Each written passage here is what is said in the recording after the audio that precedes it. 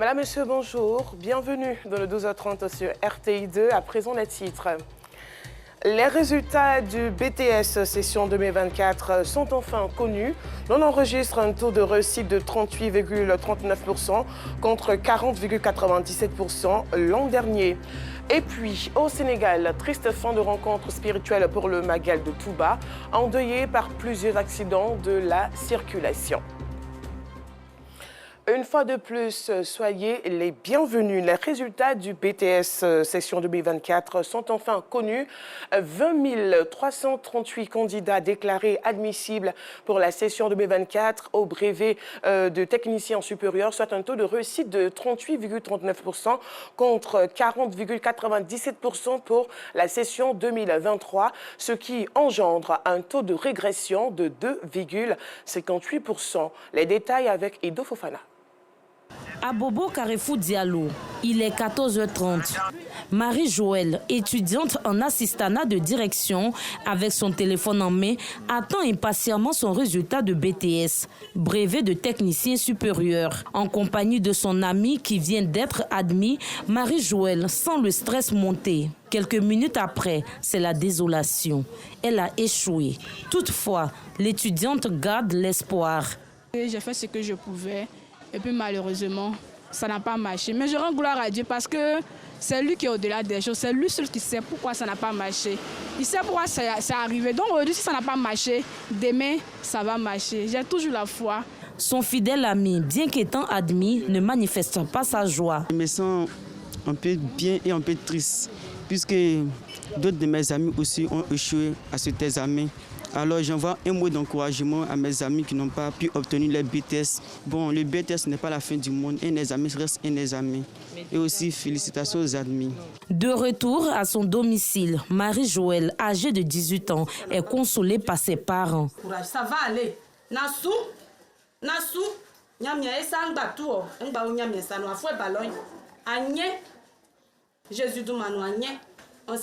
Pour sa mère, l'échec n'est pas une fin en soi.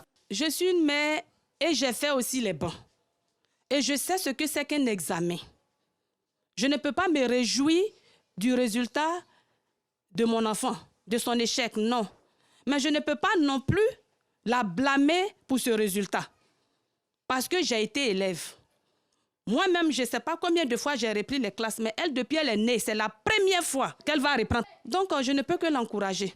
Depuis cet après-midi, les résultats du BTS sont connus sur toute l'étendue du territoire. Si certains sont tristes, d'autres sont en joie, comme ici, toujours à Abobo Carrefour Diallo.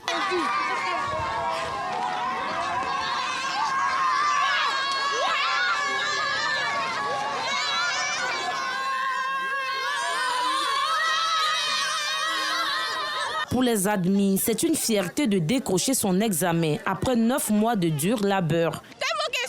Je perds les mots. Combien d'années de souffrance? Bac en même temps BTS. J'ai fait le bac plus de 4 fois. C'est ma sœur qui m'a dit ça a marché. J'ai déclenché le BTS encore cette année. Dieu est merveilleux.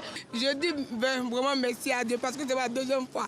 Merci vraiment à Dieu. Merci. Parce que si je vais faire la licence. Le BTS 2024, c'est un taux de réussite de 38,39% contre 40,97% en 2023, soit un taux de régression de 2,58%. Félicitations aux nouveaux diplômés. Direction la commune commerciale d'Adjamé et parlons du Black Market qui a une fière allure par endroits avec ses rues bitumées. Cependant, beaucoup reste encore à faire. Reportage à Théodore Zozo. Black Market d'Adjamé. Il est 14h. Pas de bousculade sur ces rues bitumées, lieu de vente de ces commerçants qui ne possèdent pas de magasin. Oui, avant ici c'était poto-poto, mais maintenant ils ont mis goudron, ça va, on passe ici bien, ça va mieux. Non, avant ici là, au Black là, tu ne peux pas rentrer même, la route c'est trop bizarre, tu ne peux pas passer même, la route c'est trop sale. Mais allez là, alhamdulillah, les clients rentrent et puis vraiment on gagne. Mais avant là, comment la route s'est gâtée même les clients même ils ne rentrent pas. Les clients également sont fiers de circuler librement sur ces voies bitumées. Le Black avec la boue, ça tout Abidjanais l'a connu. Aujourd'hui c'est quand même un peu mieux, mais c'est pas encore fini, hein. Mais c'est mieux qu'avant pour moi. Cependant, Tout n'est pas rose ici. Au Carrefour Kola, c'est un autre décor qui accueille visiteurs et camions.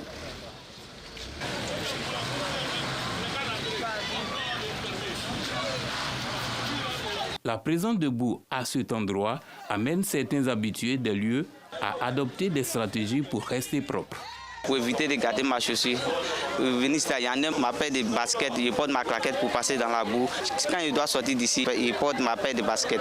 Les autres, salis par la boue, crient leur ras-le-bol devant une situation qui n'a que trop duré. Lorsqu'on a fait arrangement de l'autre côté, ici là on n'a rien, on n'a pas arrangé vraiment, ça nous fatigue trop.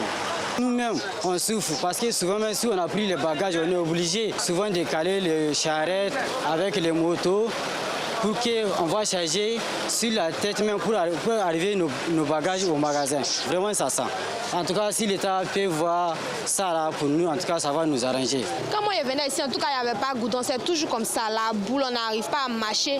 Les voitures même n'arrivent pas à circuler. Il y a toujours un embouteillage ici. Vraiment, si le gouvernement peut revoir ça, ça va beaucoup nous aider. Parce que nous, là, nous, on ne vit pas ici. Mais ceux qui vivent ici, là, ils vont faire comment maintenant? Nous, on vient juste prendre marchandises pour partir. Ceux qui vivent ici, là, ils dorment comment? Ici, là, l'odeur, en tout cas, le gouvernement n'a qu'à revoir ça. L'environnement du Black Market s'est beaucoup amélioré, mais il a besoin d'être plus salubre. Ici se rendent plus de 3 millions de personnes par jour. L'Organisation pour la santé de l'enfant, de la femme et de la famille a lancé une caravane nationale dénommée Monstres Libres. L'étape de Boaké a réuni plus de 150 jeunes filles déscolarisées et vivant avec un handicap. On le sait tous, le numérique est une ouverture sur un monde rempli d'opportunités et c'est justement pour ne pas rater ces opportunités que les personnes en situation de handicap se sont mobilisées pour s'imprégner du monde digital. Pour cela, un atelier de formation nommé Handi Digital a été organisé en collaboration avec le ministère de la Transition numérique et de la digitalisation dans l'optique d'atteindre cet objectif. Clément Boko. Ils sont venus de toutes les communes du district d'Abidjan pour prendre part à ce rendez-vous important. Les personnes en situation de handicap sont bien conscientes qu'elles ne doivent pas rester en marge du train numérique. D'où le présent atelier Handi Digital. Au travers de la digitalisation du numérique, au travers de certaines applications, nous arrivons à être autonomes. Et nous voulons sensibiliser l'opinion publique, nous voulons sensibiliser les personnes handicapées sur cette nouvelle révolution. Et nous savons que cette nouvelle révolution va continuer à pouvoir vraiment rendre les personnes handicapées autonomes. Une aubaine pour les participants qui souhaitent voir ce genre d'initiative se multiplier au regard de l'importance des thèmes abordés. Par rapport aux femmes handicapées qui ont des activités de commerce et autres, nous avons appris comment utiliser cela pour vendre nos articles et ça nous permettra d'avoir beaucoup plus de clients et pouvoir être autonomes financièrement. L'inclusion numérique est un pilier essentiel de notre société moderne qui correspond à la vision du président de la République. Lui-même qui a affirmé que la transition numérique est un secteur transversal et qui est de nature à créer des richesses et à booster l'économie. Et que par conséquent, tous les secteurs d'activité, tous les domaines doivent être impactés par la transition numérique. Pour cette première édition, Handi Digital se veut une plateforme de formation aux bonnes pratiques du monde numérique. Le parc des expositions d'Abidjan a vibré au rythme de la grande finale de Wozo Vacances, l'émission de vacances de la radio-télévision ivoirienne dédiée aux tout-petits. Parents et enfants venus en nombre ont investi les lieux dès les premières heures de la journée, impatients de vivre cet événement devenu incontournable pendant les grandes vacances. Bienvenue Kwao à Ronakone. Il est 6 h du matin et déjà, le parc des expositions est envahi par une foule dense, prête à assister à la finale tant attendue de Wozo Vacances. Tous sont là pour soutenir leur groupe dans une ambiance conviviale et festive. La sécurité, elle, est présente. Policiers et membres de la brigade des mineurs sont mobilisés en nombre pour garantir le bon déroulement de cet événement qui attire un public venu des différentes régions de la Côte d'Ivoire. En réalité, rien n'est laissé au hasard pour assurer la protection et la sécurité de tous dans ce cadre festif. On a demandé à la préfecture de police de nous fournir 50 policiers. On a l'appui aussi de la brigade des mineurs. Quelques heures avant le début du spectacle, les équipes techniques des groupes s'activent, tandis que les jeunes artistes en costume traditionnel et artistique font leur dernière répétition. Tous sont déterminés à décrocher la victoire. Je me sens tellement à l'aise. Je crois que notre groupe va prendre cette coupe. Nous savons que nous allons prendre la coupe dans le nom de Jésus. Amen. Même motivation chez les encadreurs. Ils procèdent aux dernières mises au point avant d'affronter le jury et le public. Compétir dans ce genre de mission-là, c'est d'abord avoir un moral fort. On est prêt. On a beaucoup travaillé, on a tout donné et ce soir, on va arracher la victoire. À l'approche du début de la compétition, les 5200 places du parc des expositions sont entièrement occupées. Les spectateurs, dans l'effervescence du moment, expriment leur joie. Wozo est chic et elle s'amuse bien. Je rêvais de venir à Wozo. C'est notre émission préférée. C'est une émission qui nous a bercé durant notre enfance. Et aujourd'hui, je suis avec ma fille.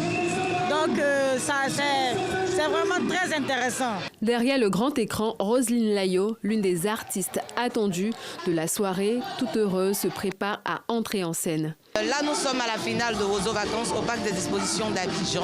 J'aimerais ici dire merci à la RTI qui fait beaucoup de bien à nos enfants grâce à son émission Wozo Vacances. Vraiment, on s'amuse bien, on est content.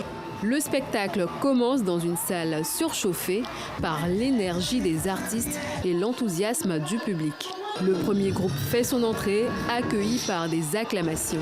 Sous le regard attentif et admiratif du directeur général par intérim de la RTI, Jean-Martial Adou, et des membres du jury, les groupes en compétition déploient leurs talents. La danse traditionnelle et le conte sont à l'honneur.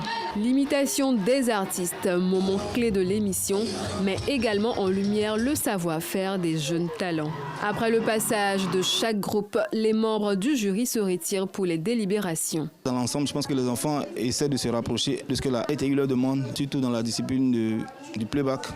Le niveau était très élevé. On compte un peu moins. J'ai fait Wozo Vacances en 96, donc voilà, quand tu vois 30 ans après, tu vois qu'il y a du boulot qui est fait. On est tous heureux de l'effort que la RTI fait. Pour moi, voilà, c'est un travail qu'on doit tous encourager. Une fois la délibération terminée, l'heure est désormais à la proclamation des résultats. Et c'est le groupe Nouvelle Vision de Danané qui est le grand vainqueur de cette édition 2024 de Wozo Vacances, suivi du groupe Kumala System de Koumassi. Naomi Alafé, Tata Naomi, animatrice de l'émission, exprime sa gratitude pour le bon déroulement de cette saison de Wozo Vacances. Elle félicite toute l'équipe de production pour son dévouement et son professionnalisme. Je suis très émue. Je voudrais remercier tous ceux qu'on ne voit pas, qui sont derrière la caméra. Je parle de toute l'équipe technique, tous ces agents de la RTI mobilisés pour donner le meilleur aux téléspectateurs. Merci aux responsables de la RTI qui permettent justement qu'on vive les meilleures vacances sur RTI 1. Nulle part ailleurs ça existe. On a eu du monde à l'intérieur, il y avait encore du monde dehors. Le spectacle était beau. On ne peut pas finir une telle saison et puis jouer avec les études. Les vacances sont terminées. On va s'apprêter pour la rentrée scolaire. Wozo Vacances a une fois de plus confirmé son statut d'émission de vacances préférée des enfants. Rendez-vous est pris pour l'année prochaine avec la promesse de moments encore plus magiques et inoubliables. Hors de la Côte d'Ivoire au Sénégal, triste fin pour le Magal de Touba hier vendredi dans cette cité religieuse qui est le point de convergence de milliers de fidèles mourides, l'une des plus importantes communautés musulmanes du Sénégal. Les difficultés n'ont pas manqué, notamment l'accès à l'eau. Et comme chaque année, plusieurs accidents de la circulation ont hélas endeuillé ce pèlerinage. Et pour terminer, la discussion sur le conflit au Soudan a pris hier vendredi à Genève, débuté le 14 août. Elles se sont achevées sans aboutir à un cessez-le-feu, mais avec un engagement pris par les belligérants de garantir un accès sûr et sans entrave à l'aide humanitaire sur 3 routes principales dans le pays, en proie à un conflit depuis avril 2023. Voilà, c'est la fin de ce journal. Merci de l'avoir suivi. Je vous donne rendez-vous demain à la même heure. Par la grâce de Dieu, portez-vous bien.